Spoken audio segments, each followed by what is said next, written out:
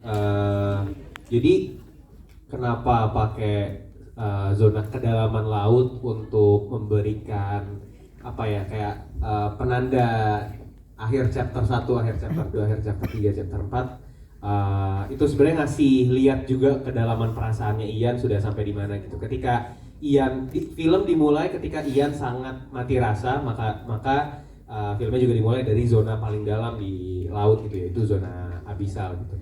Sampai akhirnya ke zona-zona berikutnya, semakin naik, semakin ke atas, semakin terang cahayanya, semakin Ian bisa menerima dirinya sendiri, menerima rasanya lagi, menyalakan lagi api dalam hidupnya, menyalakan api dalam hatinya lagi. Jadi zonanya semakin ke atas. Kira-kira kayak gitu sih. Dan emang dari film sebelumnya pun juga kan ada teori Mandala itu buat ketika berhenti di sini. Jadi emang kayaknya itu adalah sesuatu hal yang ingin gue bawa di tiap film gue. Jadi ini umai banget nih kalau ada gini-gini gitu ya.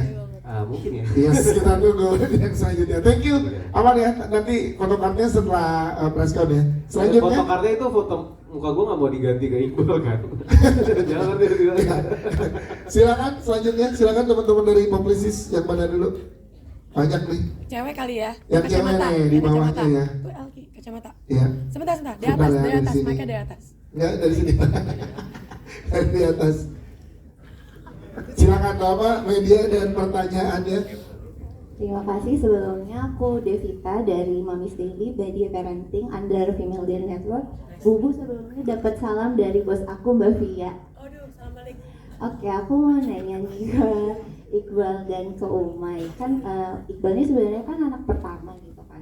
Terus Iqbal anak kedua. Sorry, anak kedua dan Umay anak pertama gitu. Tapi memerankannya Iqbal sebagai anak Kebalik pertama, gitu ya. kebalik, dan Umay sebagai anak kedua. Gimana perasaannya memerankan anak kedua dan pertama yang tadi kebalik itu? Sama boleh dong kasih satu alasan kenapa anak pertama dan anak kedua harus nonton film Perayaan Mati Rasa. Terima kasih. Silakan Umay dan Iqbal. Jadi gini Moms and Dads. Yes. Ayah bunda. Jadi gini Mas. Jadi gini Bun. Jadi anak pertama ya. Enak sih bisa nyuruh-nyuruh. Bisa apa ya? Ya ini pengalaman baru juga sih sebenarnya kalau buat saya, nggak pernah tahu apa yang ada di pikirannya seorang anak pertama gitu. Saya jujur ya, pertama kali baca skripnya, saya sebel banget sama Ian. Saya kayak, kenapa dia kayak gini ya? Karena saya nggak pernah ngerti rasanya jadi kakak kan. Ada pemilihan keputusan dan juga konsekuensi yang Ian mau ambil tuh, jalan pikirannya saya nggak ngerti sebagai Iqbal yang pertama kali baca gitu. Tapi ketika mulai diteliti, diperdalam, dan akhirnya bisa masuk ke dalam dunia permasalahan pikiran dan juga perasaannya Ian Antono, baru kayak, oh, masuk akal apa yang Ian pilih gitu. Kalau dari Umay, silakan. Jadi ngerjain Perayaan Mati Rasa ini di saat adek gue lagi dia baru aja kuliah terus ngejauh dari rumah gitu karena dia emang harus ngekos gitu. Jadi pertama kali di rumah tuh kita cuma bertiga, gue, nyokap sama bokap gitu, biasanya kita selalu berempat. Terus karena jauh itu kita jadi deket dan gue jadi bisa riset banyak mengenai karakter Uta gitu. Dan ketika ngejalanin jadi adik, justru kayak yang gue pernah sampaikan waktu itu di materi promonya PMR adalah Ade tuh sebenarnya dependent banget sama kakaknya gitu, mau abang mau empoknya lah gitu. Kayak sebenarnya butuh banget validasinya. Ternyata Ade tuh adalah adalah fans terbesar untuk abangnya sendiri gitu. Jadi emang gue akhirnya mendapatkan insight baru sih gitu, yang buat gue jadi makin ngerti gimana caranya harus berkomunikasi sama adek sendiri. Walaupun ya setelah gue syuting ya gue tetap nyuruh dia juga, tapi seenggaknya berubah dikit lah. Yes. Berarti lo ngefans sama gue dong? Yang gitu bro. Dan kenapa kakaknya harus nonton film ini tadi pertanyaannya? Kalau buat saya pribadi, untuk seluruh kakak, seluruh adik, seluruh anak sebenarnya mungkin kenapa harus nonton film Perayaan Mati Rasa, karena poinnya adalah kita tuh nggak akan bisa ngerti apa yang kakak atau adik atau orang tua kita rasain sampai kita harus menjadi mereka gitu. Jadi semoga film ini bisa menjadi pengingat bahwa kalau katanya Dul ya, harus jadi selalu orang baik supaya punya empati seluas samudra dan mengerti bahwa nggak semua orang tuh kayak kita dan nggak apa-apa gitu. Tentang bagaimana komunikasi harus selalu terjaga karena kita mungkin yang muda ngerasa punya waktu yang lama, tapi orang tua kita juga nggak punya selamanya. Yes, itu dia. Terima kasih. Kalau dari Mike? Kalau point of view-nya terhadap kakak dan adik, sebenarnya ada kalimat di filmnya juga yang itu selalu disampaikan sama orang tua gue setiap hari, bahwa ketika mama sama papa udah nggak ada, kalian itu cuma punya satu sama lain.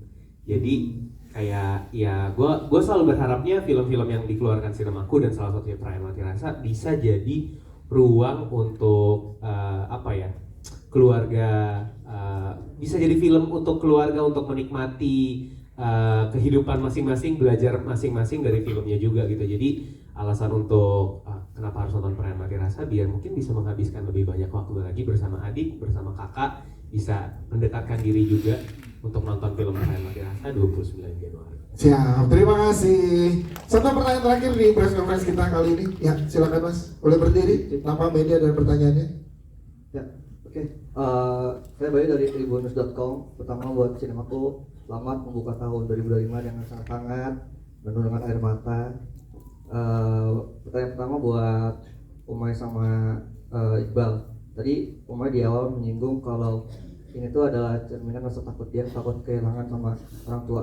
Nah, gue mau tahu apakah Ian dan Uta ini adalah mungkin sisi balikan dari diri kalian yang mungkin orang gak pernah tahu, tapi akhirnya ketika kalian nulis ini, ketika kalian bikin film ini, pengen kalian tuangkan di karakter Ian dan Uta. Kayak mungkin Umay yang orang tahu mungkin di luar seperti apa, tapi di dalamnya mungkin takut yang orang tua, mungkin gak pengen dapat banyak panggung di rumah, lebih banyak mengalah. Dan juga mungkin Iqbal juga punya keresahan yang seperti Ian yang banyak ekspektasi dalam diri seperti itu.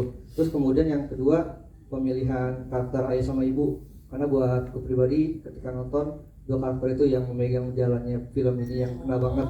Jadi gue pengen tahu buat Umay ketika memilih Mas Dwi dan Mbak Yunik seperti apa, dan ketika mengajak mereka apakah sulit atau mungkin dari merekanya ada pertimbangan seperti apa, dan berdiskusi soal karakter seperti apa. Itu aja. Terima kasih. Terima kasih Mas Bayu. Silakan Umay dan Iqbal dulu. Kalau buat saya pribadi, saya melihat Ian sedikit banyak memang saya bisa merasakan diri saya pribadi di karakter Ian gitu. Bagaimana Ian ketika dia sudah punya mimpi, dia sudah punya ambisi, maka dia akan terus berlari sampai akhirnya dia bisa menggapai tujuannya dia gitu. Bahkan ketika itu harus membuat dia jauh daripada keluarga dan pada akhirnya harus memilih gitu ya, antara mengejar mimpi atau family. Saya yang tadi saya cerita ya di awal, saya ngerasa kayak apaan sih kok dia kayak gini ya gitu. Ada keputusan yang buat saya mempertanyakan gitu. Tapi ketika saya lebih perdalam dan saya mencoba lebih jujur lagi sama diri saya ngerasa Ian itu, saya nggak bisa bicara buat pengalaman teman-teman yang hadir ya, entah anak pertama atau anak kedua, tapi saya ngerasa Ian itu ya sedikit banyak adalah saya gitu. Punya ambisi yang besar banget, punya mimpi yang gede banget, entah untuk mencari validasi untuk, mungkin kalau Ian untuk orang tua, mungkin kalau buat saya, buat diri saya sendiri, supaya terhindar dari misalnya impostor syndrome gitu. Tapi seringkali maksudnya di proses mengejar mimpi itu kita nggak sadar kita juga sering menyakiti, entah kita harus sikut kanan kiri, entah kita harus melakukan dan menghalalkan segala cara lah untuk sampai akhirnya kita bisa mencapai ke mimpi itu. Dan saya termasuk salah satu pelaku gitu tadinya, bahwa saya sempat ada di poin itu, saya ngerasa apa yang saya mau harus saya dapatkan. Maka ketika melihat Ian saya sempat sebel, sampai akhirnya saya sadar oh Ian itu adalah saya dan saya adalah Ian gitu. Jadi saya harap ini juga bisa menjadi pembuka pikiran cakrawala juga gitu, ketika menonton benar-benar merasakan suka atau nggak suka dengan karakter Ian. Semoga kejujurannya Ian dan kejujuran saya pribadi yang saya luapin lewat Ian bisa benar-benar tersampaikan. Yes, terima kasih Iqbal. Umay, silakan May. Secara personal, Umay Syahab tuh orangnya cengeng gitu. Jadi makanya karya-karyanya sinemaku tuh banyak yang sedih. Bukan karena kita mau mengeksploitasi kesedihan, enggak. Itu karena emang isinya orang-orang cengeng. Mbak Santi itu nulisnya nangis mulu. Maksudnya karena emang mungkin semua punya hatinya untuk mengerjakan filmnya gitu. Jadi ketika ngejalanin prosesnya pun gue sih sebenarnya nggak punya banyak relatability terhadap Uta gitu, karena gue 180 derajat berbeda dengan Uta. Gue bukan anak yang nurut, gue bukan anak yang mau mengalah. Iya bu. Iya benar banget, benar banget. Mengalah. Ini kenceng banget. jadi emang jauh banget dari Uta, tapi justru jadi punya point of view lain. Point of view lainnya itu terhadap adikku sendiri sebenarnya gitu, karena oh ternyata gini ya rasanya jadi adikku, gini ya caranya aku bisa mendekatkan diri sama adikku gitu. Jadi emang sebenarnya secara karya dan diriku personalnya punya cara belajar, punya pembelajaran yang baru untuk cara menghadapi hidup gitu. Dan menurut aku di luar apapun hasil jumlah penontonnya, di luar apapun review orang, buat saya udah nggak lebih penting dari saya sendiri dapat pembelajaran baru dari film ketiga saya, kira-kira kayak gitu. Siap, terima kasih. Menjawab pertanyaan berikutnya tadi pemilihan Mas Dwi dan Mbak Yunik, kalau dari Umay dan Prilly gimana dari Sinemaku nih? Ya dengan apa yang tadi sudah dilihat, kayaknya siapa lagi selain Pak Dwi dan Bu Yunik Priscilla. Tepuk tangan dong buat Pak Dwi dan Bu Yunik Priscilla. Seperti yang tadi di awal udah gue sampaikan juga, gue cuma bisa bilang gue sangat amat beruntung dan bersyukur punya cast dan produser dan penulis yang sangat amat luar biasa untuk bantu menyelesaikan Perayaan Mati Rasa. Yes, itu dia. Tepuk tangan dong teman-teman untuk semua teman-teman cast dan juga filmmaker. Nanti akan ada kesempatan untuk doorstop ya, yang bagian untuk bertanya di dalam studio ini. Nah mungkin terakhir kita minta closing statement ya.